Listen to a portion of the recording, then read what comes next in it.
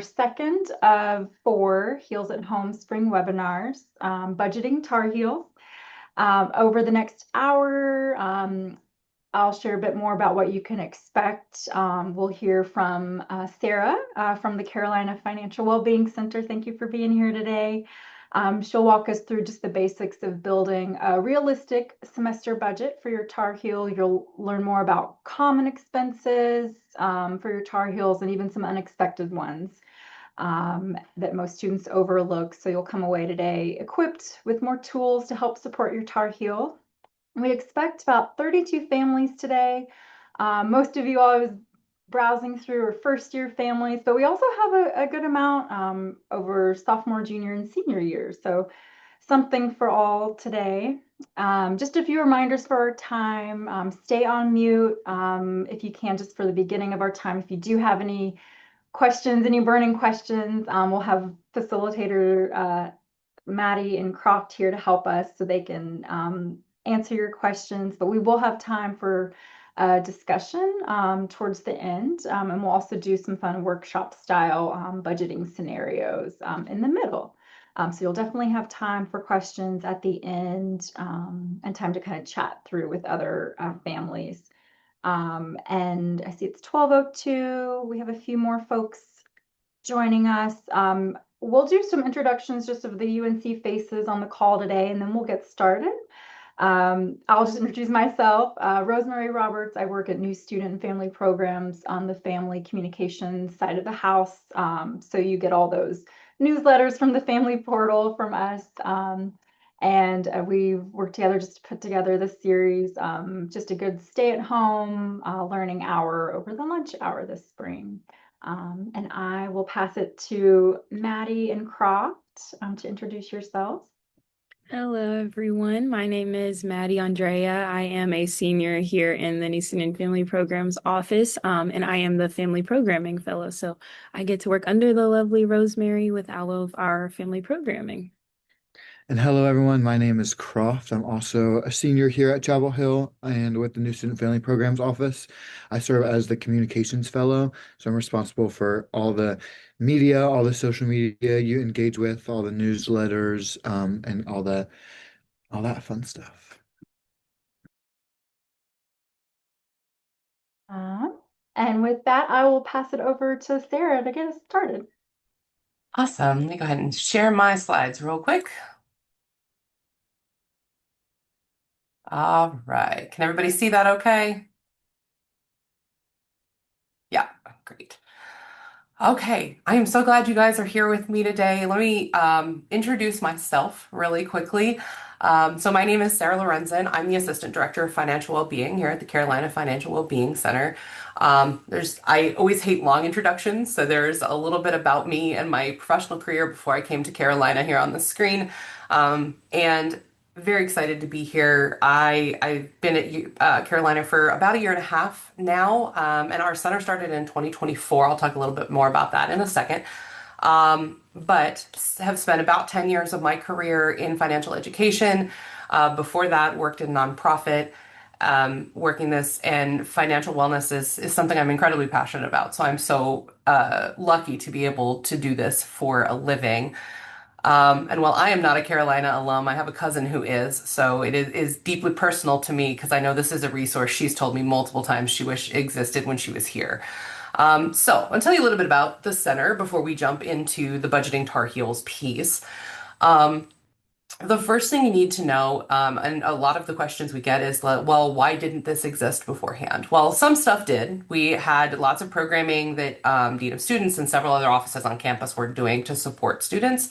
But in 2023, they did a survey of students here at Carolina it's called the Trellis Survey on Student Financial Wellness. It's a nationwide survey, and Carolina did it. And we found out some pretty startling things.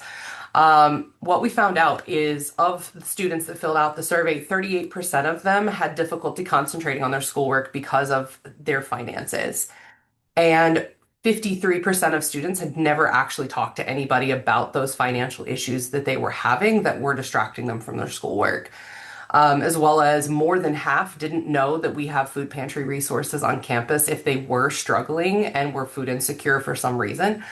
As well as 40% of students said that they were basic needs insecure. So that's insecure with housing, insecure with food, insecure with transportation, basically those day-to-day things that we need to be able to be a functioning human. And that they were insecure and didn't necessarily know where that was coming from, where they're going to be sleeping or what food that they had. So leadership looked at that and they said, we need to do something about this. And they created the center. They brought in our prior director, Dr. Rogers. They brought in myself shortly thereafter to build out the Carolina Financial Wellbeing Center. And what we are is we are here on campus to help students with what we call the critical areas of financial wellness. Now, we're not the only piece of that puzzle, obviously, with that basic needs piece, but we are here to help students to become financially educated so they can manage their finances while they're here and then also set them up for success after they graduate. And those big five, we call them, are earning, so budgeting, understanding your paycheck fundamentals, spending your money, so managing the inflow and outflow of your money, borrowing, so things like credit cards, understanding your credit, student loans, and making sure that's set up for success, as well as protecting your money. So being aware of fraud and identity theft and how to prevent that. And if it does happen to you, how to fix that, as well as saving and investing. So being able to put some money away from a rainy day, but then also being able to invest that money to help that money work for you later on. And we do that in two different ways. First is through workshops and webinars. So things just like this.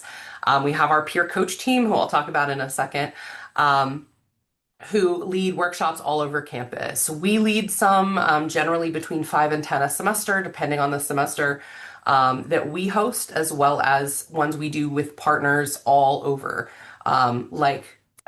This group, like we just did one for fraternity and sorority life. We've done some with other campus departments to make sure that we're getting the information out there where students need it.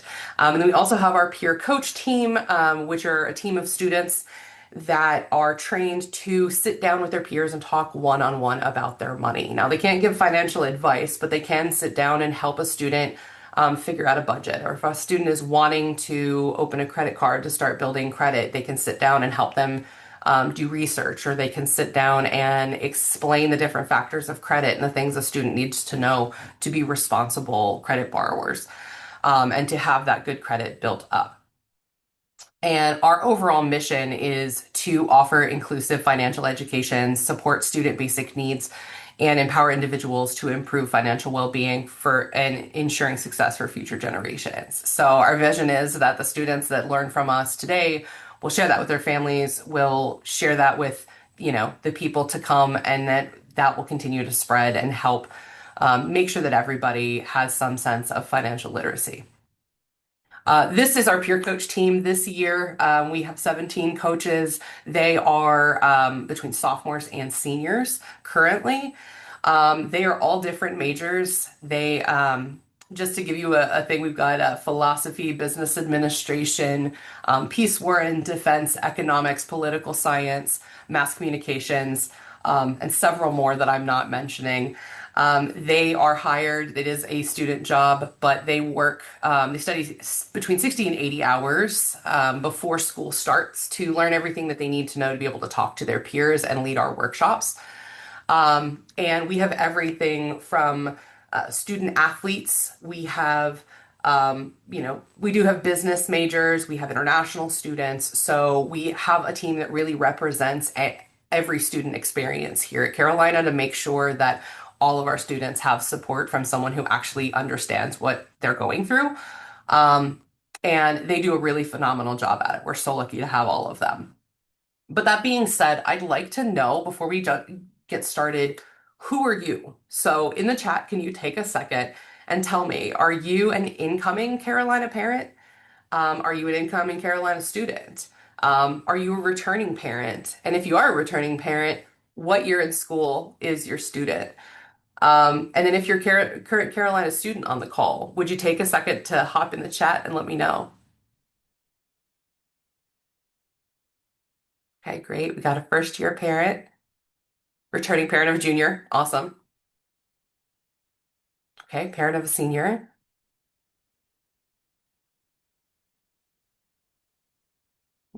Okay, I'll give y'all a couple seconds more. Incoming first year parent, great. Okay, awesome. I'm gonna, for the sake of time, go ahead and keep moving on, but please, if you have not answered, please let me know. Oh, Lindsay, we got an '08 grad and a freshman parent. I think you might have graduated the same year as my cousin. So that is really awesome. Very, very glad to have you guys here. All right, so let's go ahead and move on. We're going to talk a little bit about our agenda. So the first thing I'll talk about is like what co does college really cost, right? We're all sort of familiar with the basics, but there is some other things to factor in when we talk about cost of college. We also want to talk about some budgeting basics. You know, I feel like everybody is at least aware of what a budget is, but a lot of people don't know the nuances to it, and sometimes they might skip a step here or there. So we're going to talk just about the basics of what that looks like, regardless of how you do it, whether you do it with a budgeting app or an Excel sheet or whatever that is. We also are going to talk about what are some common expenses that students forget to budget for. A lot of what we see in the office and even what our basic needs folks see is that students run out of money because they maybe don't think through all of the things that they have to utilize their money for. And then we're going to talk about some practical ways that you can support your student and help to facilitate those conversations, so we don't have those students who don't feel like that they can talk to anybody about these money issues that they're having. And so you're better prepared to support them when and if they do have those issues. So let's go ahead and get started. First, what does college really cost, right? Everyone pretty much knows tuition, there are fees involved. You're gonna have to pay for books and supplies. You're gonna have to pay for housing, whether that is on campus or off campus. You may have to pay for transportation. Now, here at Chapel Hill, we are very lucky to have Chapel Hill Transit, which doesn't cost anything to use. But there may be costs like having to pay for parking if they have a car on campus. There may be other transportation costs if they are having to commute from further out to campus. You may have to pay for a meal plan, as well as the personal and kind of miscellaneous things that a student needs while they're here and that they're living here for a majority of the year. And really, where we see that students have the most issue is that they widely underestimate how much that personal and miscellaneous is going to actually be.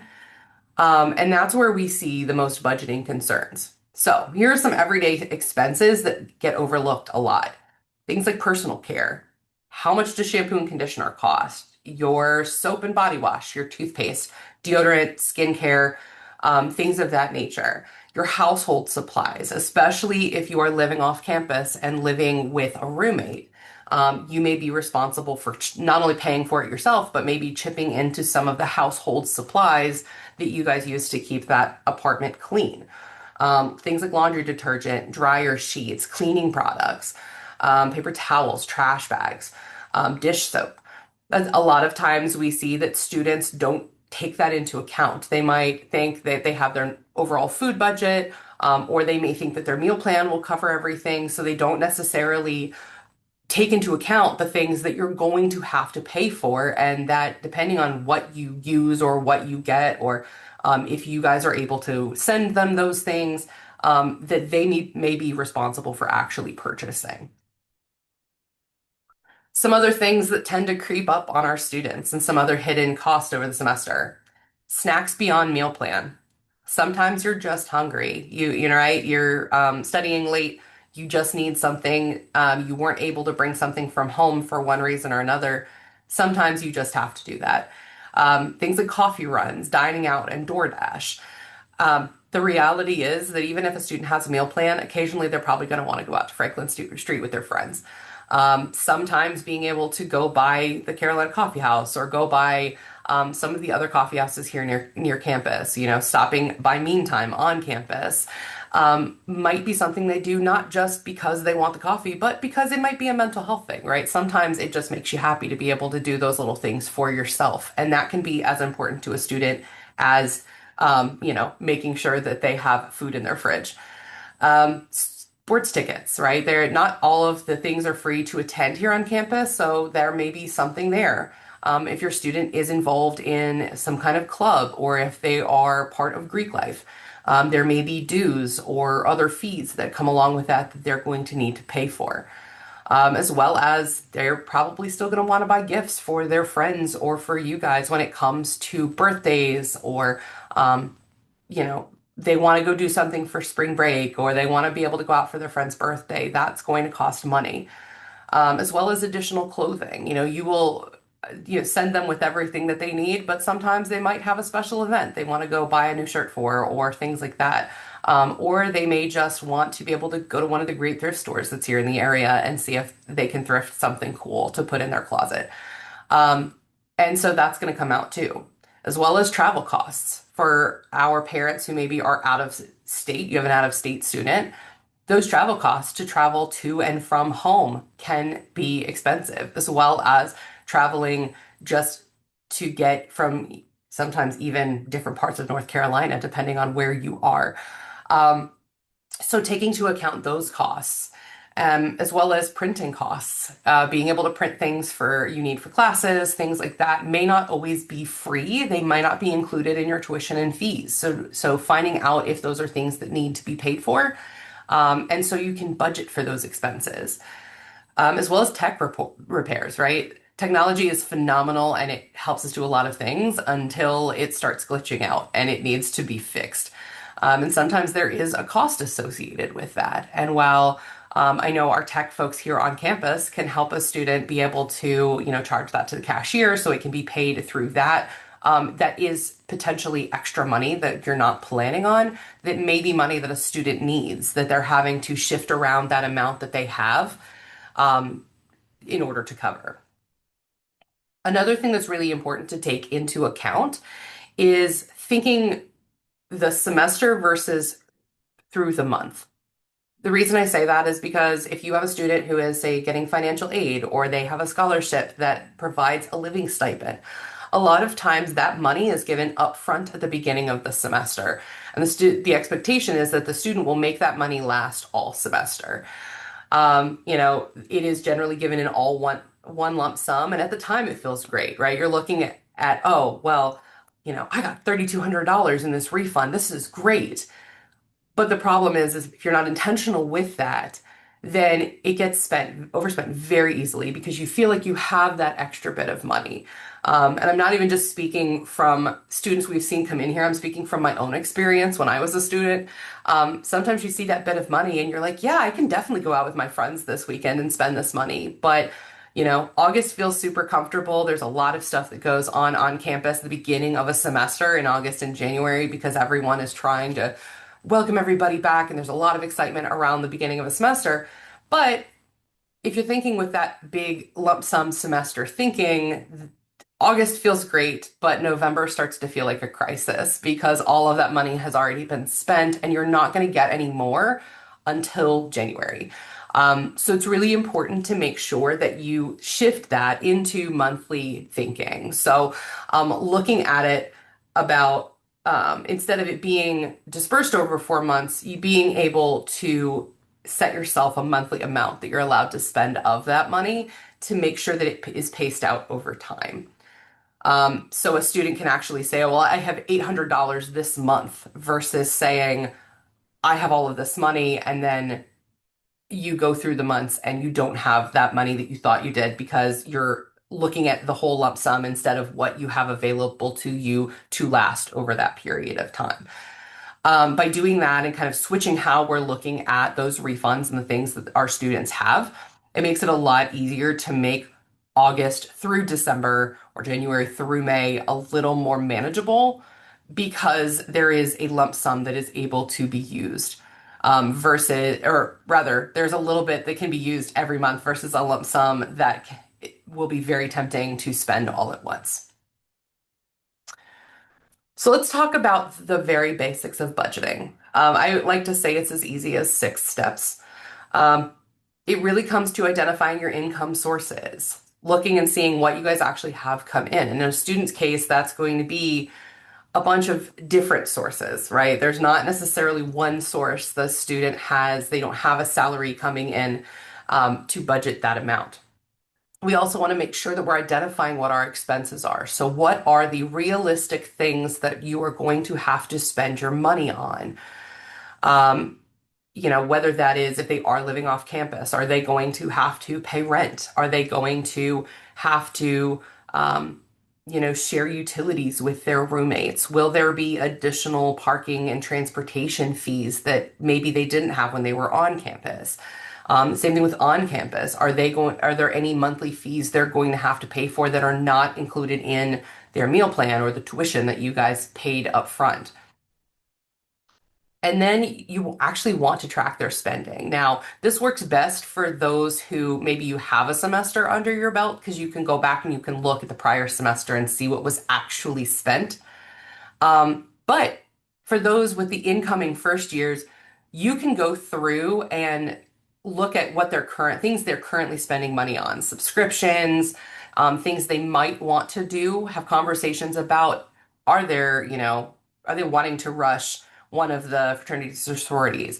Are they considering joining one of the clubs? Does that club have some sort of fee you're going to have to pay for? And you can look at those and start tracking what those categories are that they're actually going to have to spend on, or realistically what they're actually spending their money on.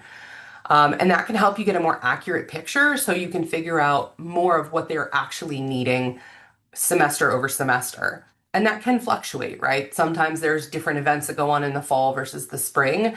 And so this facilitates having a really serious conversation with your students about the things they're wanting to spend their money on, events that they know that they're going to want to attend that might have a fee associated with them. If there's other things that they're wanting to do, and being able to do those things. And then once you've done that, right, you have what you have coming in versus what you're actually spending, then you want to calculate the difference and see, is there a surplus or is there a deficit?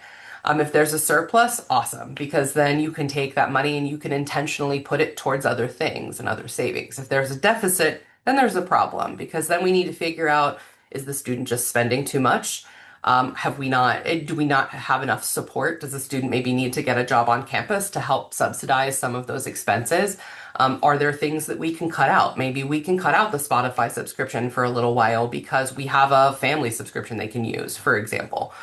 And kind of talking through some of those things that allow them to still have those things, but maybe finds a way to either shift that cost or maybe even having a conversation about priorities of certain things. Like maybe there's one subscription that they don't necessarily need. Maybe they don't need a gym membership because they have Campus Rec and they can use that anytime they want to go work out versus trying to pay extra to go to Planet Fitness or any of the other gyms that are around campus. And then once you've done that, we want to establish the goals for that income and spending that you have. Those goals could be saving for a spring break trip. Those could be making sure we have enough money for them to be able to fly home for the holidays. There's lots of things that students can do that for.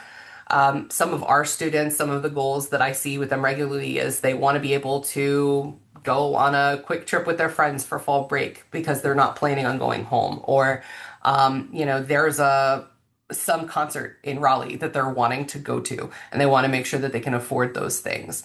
And they can do that and establish those goals. They just have to make sure they're planning for it. So you're not trying to pull that money out all at once and potentially putting yourself a deficit later.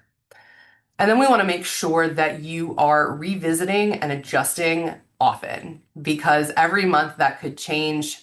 Unexpected things happen. So that may need to be adjusted. So you and your student need to make sure that you're reviewing that budget regularly to make sure that what they are spending and what support they have match, and to make sure that you're still going towards whatever those goals are that they have. As I mentioned earlier, a lot of times students have multiple sources of income. They might have a financial aid refund. They might have a refund from a scholarship that offers a living stipend. They might have a part-time job, either on campus or off. You as their family may be offering some financial support every month to help them with those essentials that they need to pay for.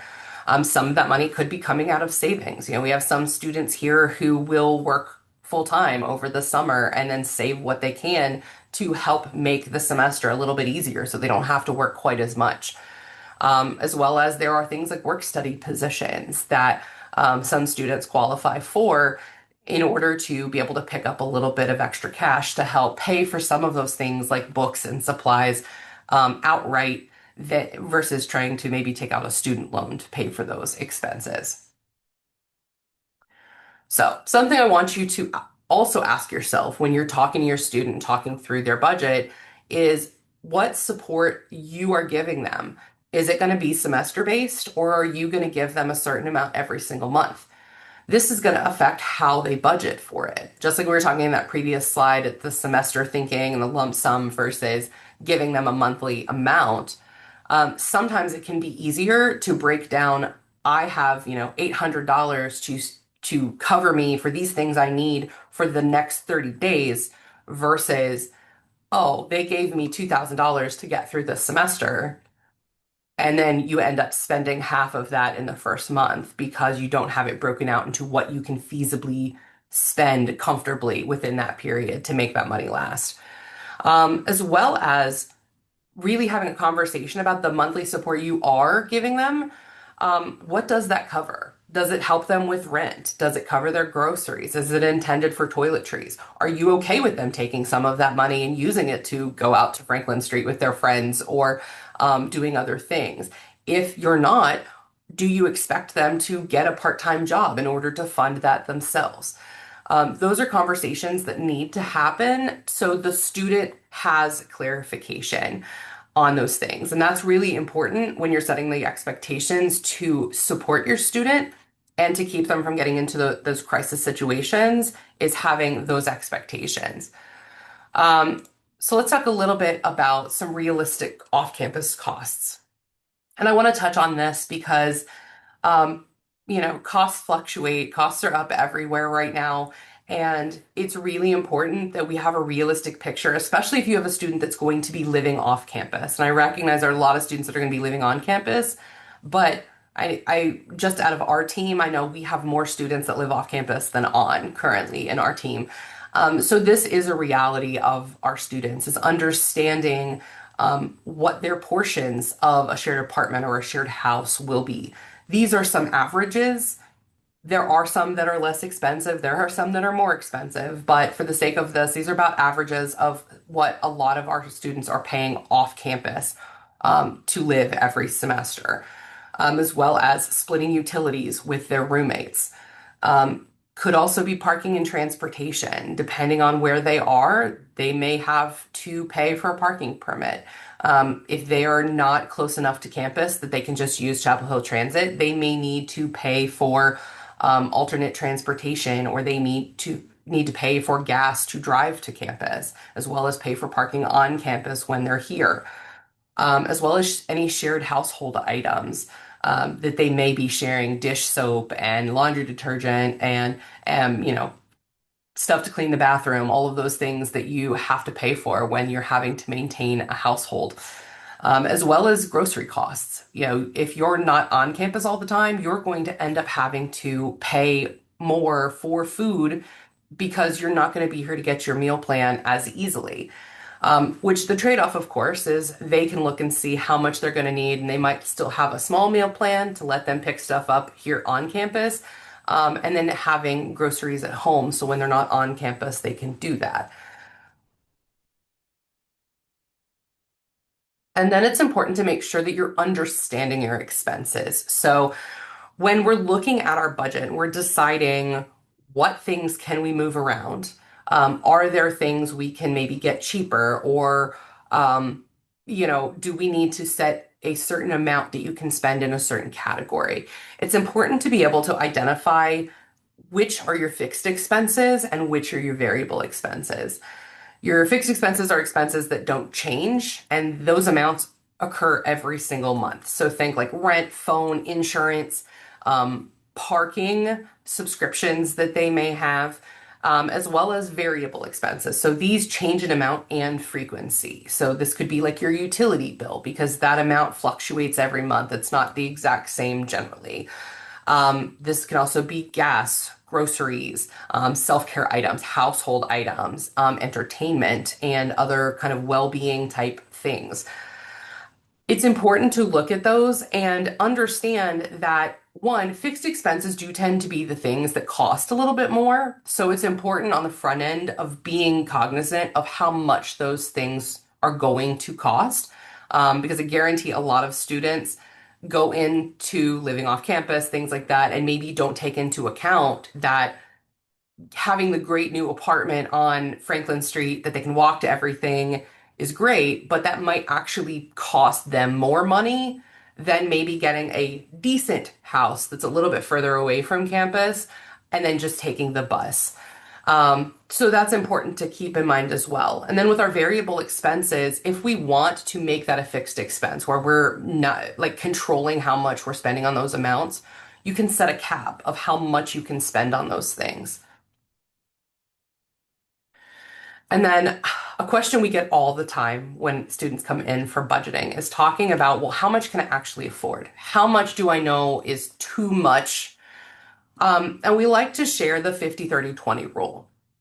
Now, I say the word rule loosely. I really prefer to refer to it more as a guideline, because this can change, right? Even we as, adults can, these percentages, the reality of life is sometimes this 50% that should be going to your needs. So the things that are vital to your survival, food, transportation to work, clothing, keeping a roof over your head, those sort of things should be 50% according to this rule.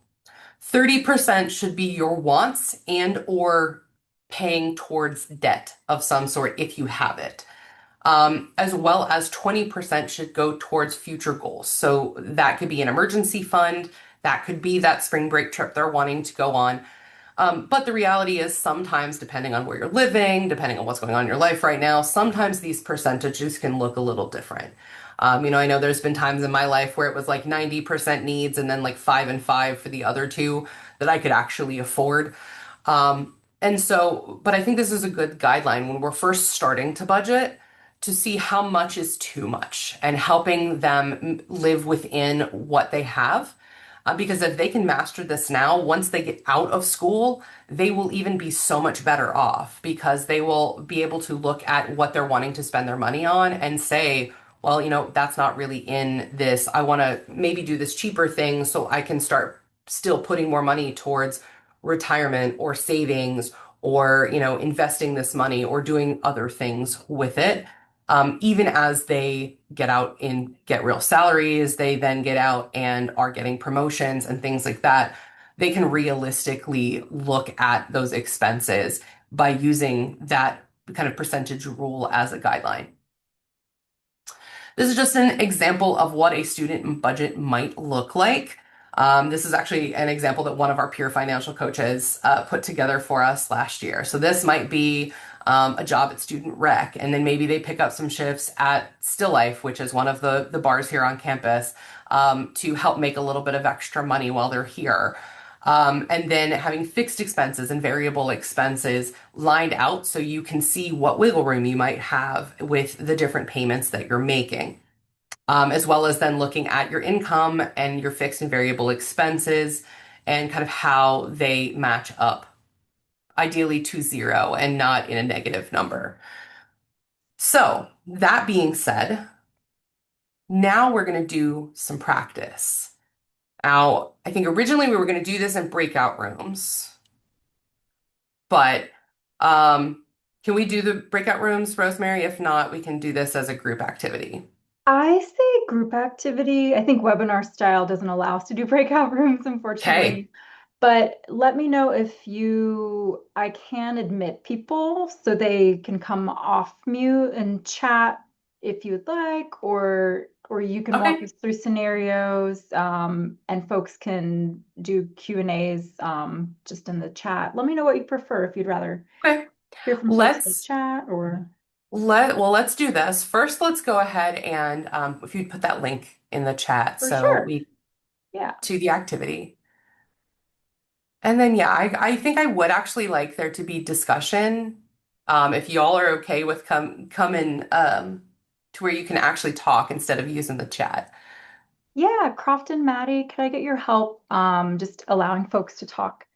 And then I will drop the link in so you'll be able to pull up everyone. Let's see.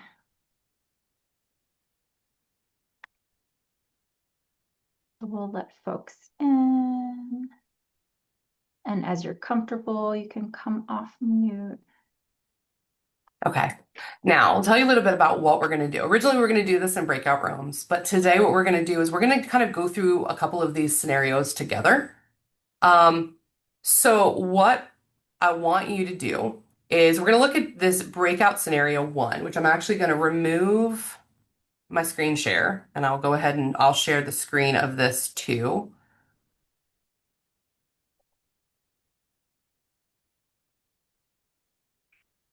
Just a second here.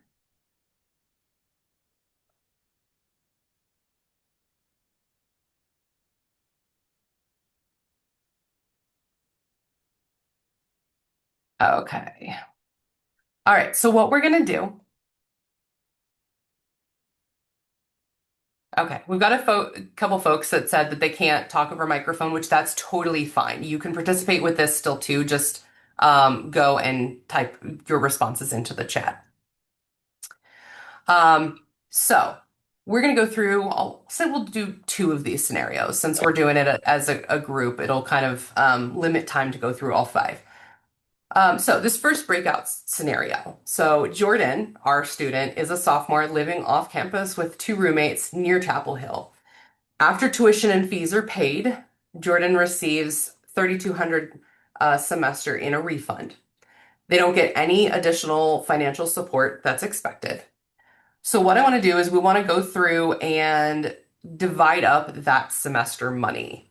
So can somebody go in and divide that up for me? Tell me how much we have over the 4 months of that semester. And you can either say it out loud or put it in the chat.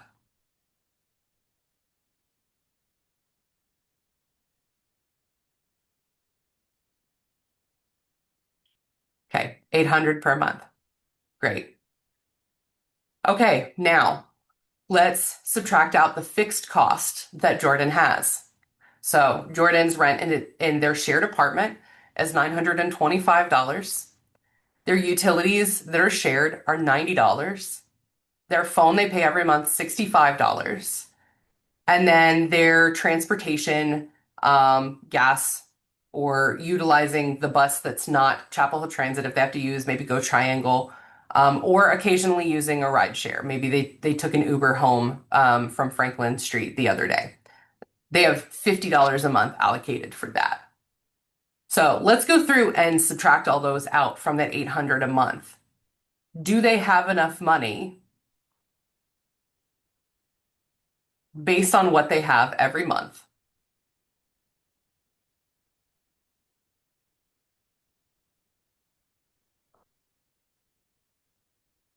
Yeah, $1,130. So yeah, definitely they do not have enough. Right? And then we haven't even talked about their flexible expenses yet. So things like groceries, dining out, toiletries. So we've got a problem now. So our problem is Jordan didn't realize that rent would exceed that monthly amount.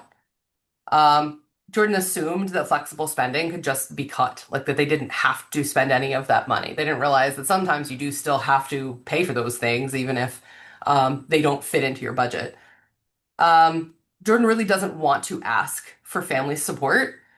But Jordan's really hesitant to get a job because last semester when they were working, their grades dipped a little because they weren't able to concentrate as much. So my questions for you is, in this scenario, what stands out immediately besides that they don't have enough money? What options do you think that Jordan realistically has?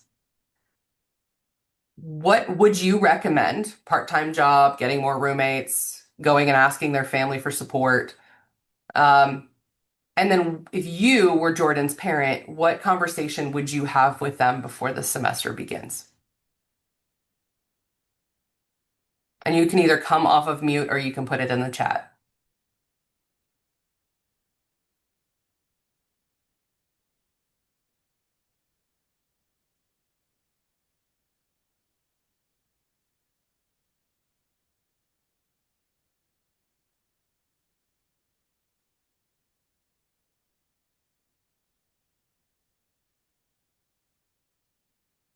All right, I'll give you guys a little bit longer to type those responses out.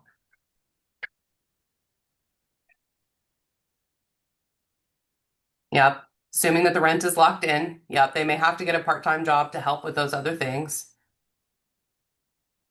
Yep. Potentially considering if there was another roommate. Temporarily ask for help from family. Definitely. And I think one of the things I would do if I was Jordan's family is I would sit down with Jordan and have a conversation before the semester starts. Maybe actually looking at how much that rent is going to be before the lease is signed and seeing if there's maybe a cheaper option to see if maybe there is a place that you can get for under $900. Maybe seeing if there is an option to get a place that has more roommates so the rent is more evenly split and isn't as expensive. So that is great. Thank you guys for that. All right, we're going to do one more. Like I said, we had several, but I want to make sure that we, for the sake of time, have time to go through these thoroughly. So, scenario 2. Our backstory is Avery is a first-year student living on campus. They have a meal plan. They don't have a financial aid refund, but Avery's parents plan to provide $500 a month for personal and miscellaneous expenses. So, our fixed cost, there is no really housing cost because that has already been taken care of. Meal plan is already paid for.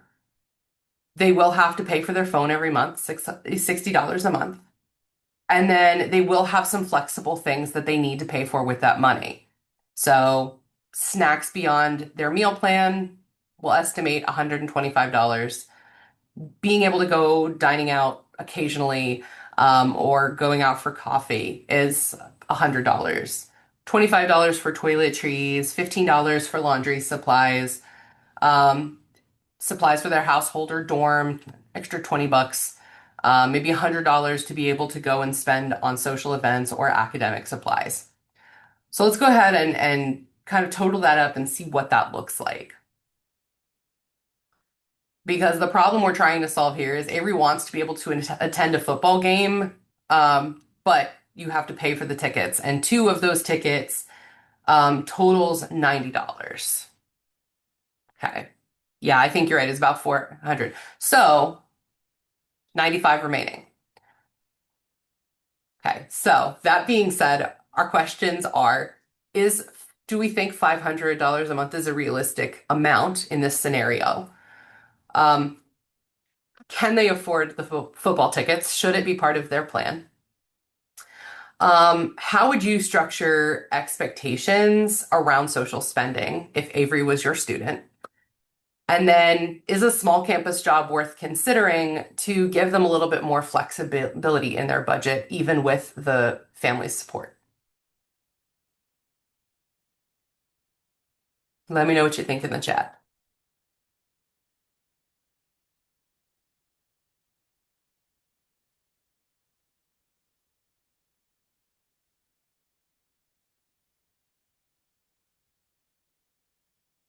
Realistic if she can stick to the budget. Yep.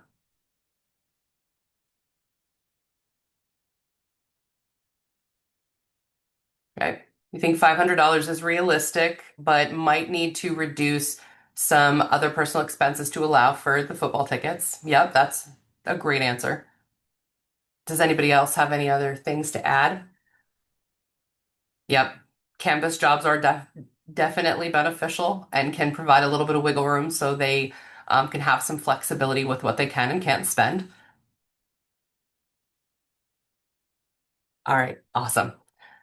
So I'm going to go ahead and stop sharing that and we'll go through those 2 scenarios. And then give me just a moment here to get my slides back up.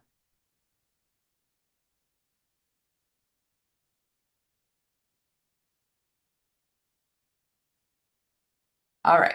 So then my questions to you here are when you were looking at the different scenarios,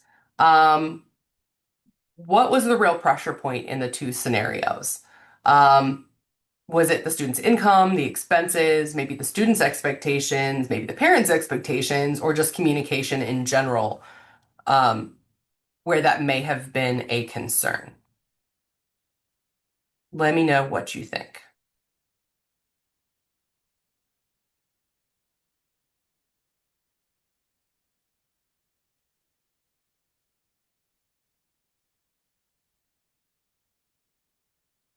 Also, if this were your student, at what point would you want them to talk to you? We can think specifically on that first scenario with Jordan, because that definitely was a problematic scenario. At what point would you want them to come to you?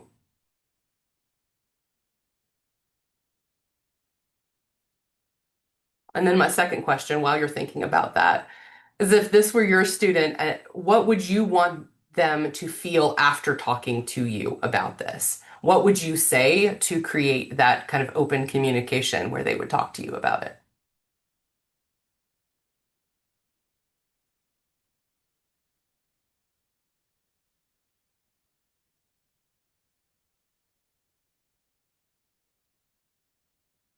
You said we review each year during the summer and discuss what will support, and each year we gradually support less. I think that's a good strategy, kind of training wheels a little bit, take the training wheels off a little bit as they go on. I think that's a great strategy.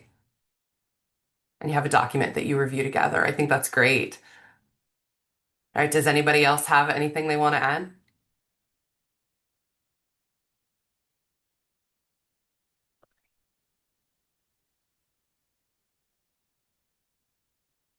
Okay, I'll give you all some time if you're still typing, but for the sake of time, I'm going to go ahead and move on. But if you still have thoughts, please feel free to share them in the chat. Okay, so let's talk about sometimes why students struggle with money. We already talked about sometimes lump sum can feel abundant, right? For some students especially, like they may never have seen that sum of money available to them in their entire lives, and it feels like that is a never-ending amount. Especially with younger students who maybe haven't been through a few semesters of figuring out that sometimes things, can crop up that they probably need to keep some of that money around for. Um, Also, there's social excitement around the start of the semester. Those of you who did go here, those of you who have been around for a few semesters, you know that at the beginning of the school year, there is all kinds of events. There is all kinds of things going on. And while there are a lot of them on campus that are free, there are a lot that aren't. People are excited to be back with their friends, so they end up going out to Franklin Street to go do things, or they end up going to meet at the coffee shop to catch up because they haven't seen each other all summer. So it's important to kind of think of those things. There is also the issue of peer comparison. Let's be honest, everybody is on Instagram now, and people see a lot of people living a lot of life, and that does not necessarily translate to reality for everybody. And sometimes that can be hard to deal with because you think that you're missing out on something, even if you're not, even if somebody's just, putting up a front and it isn't really what is going on. I'm just gonna jump over to the chat real quick. You said that you'd hope that your student would feel would feel more financially secure knowing the boundaries. And then you've tried the total sum, but found that smaller monthly support is much better, as we already talked about, right? Also, some other things that they struggle with, underestimating recurrent supply costs, right? You can't just buy, paper towels once. You have to buy them over and over again. You can't just buy one thing of detergent for laundry. Eventually it runs out and you have to buy more. So that's important to consider because a lot of students don't think about that. They buy what they need at the beginning of the semester, and then when it runs out, they don't have any money saved to be able to buy more. There's also a lot of unexpected one-time costs, right? I had a student in my office yesterday that we were talking through. She hurt her foot over the weekend and had to go to campus health. And she was concerned whether her parents' insurance was going to cover the x-ray she needed on her foot or not. And if it didn't, like how she was going to afford the x-ray or what it was going to cost, and how she was going to be able to put together a payment plan to pay for that. So there are real unexpected things that happen over the course of the semester that students don't necessarily plan for. So emphasizing the importance of having some in an emergency fund just in case, that's money you don't touch unless some of those bigger emergencies happen. And obviously, a lot of parents would just say, well, if there's an emergency, call me, and I'll give you that money. But it is also important that students understand how important it is to have an emergency fund because depending on your bank, it might take a little while for you to transfer that money to them. And they may need that sooner than you can get it to them, especially if you're out of state. So, some things I want to talk about just briefly before we wrap up is looking for signs of financial stress. A lot of students won't necessarily come straight out and talk to you about the issues that they're having. As parents, I think we kind of all know that sometimes that's a thing that happens, and it's not necessarily indicative of any relationship with you have with your student. Sometimes students just want to be independent and figure it out themselves and don't necessarily want to ask for help. So, some things to look out for. Are they avoiding money conversations? They don't want to talk about it at all. Maybe they get defensive when you try to ask about it. That might be a sign that there might be something bigger going on. If they're running out of basic supplies constantly, this could be a really good indication that maybe they are not being so smart about the way they're spending their money, and maybe that is a bigger conversation that you need to have with them. They might be asking for emergency funds later in the semester. Like we saw that in the chat already. You guys were talking about tried the big semester sum, but now we've realized maybe a little bit every month works better for them and for you guys for support to make sure that they have what they need. Also, if your student is working excessive hours, and their grades are dipping because of it, that could be a sign that they're feeling the strain. And that could be for a couple of reasons, right? That could be they're just not budgeting well. They don't understand how to manage their expenses and they just feel like they're running out of money when they really could make it if they were just a little more intentional with their spending. Or it could be that they just legitimately don't have enough money to take care of the things that they need. So they may either need more support from you, or they may need to get a campus job, or there may need to be more of a conversation about what they're spending on, where they're living, other things that are going on. Also, just like with any other kind of mental health thing, they may withdraw socially, not just because they can afford it, but also because there might be some mental stress that they're feeling because of the things that are going on. And as parents, it's important that we look at those things and be aware of those things when we're talking to our student to make sure that they're supported in that way. Okay, and then kind of the last thing I want to talk about is having clear financial conversations. We've kind of talked about that as sort of an overall arching theme of this is making sure you're talking to your student about the money expectations. So them understanding what does family support include? Does that mean they're going to get a lump sum once a semester and that's it and they have to make it last? Does that mean you're going to give them $500 a month that they can use and that's what they get and they have to budget that? How is that going to be delivered? Are you going to transfer that into their account? Is that going to be somehow delivered to them some other way?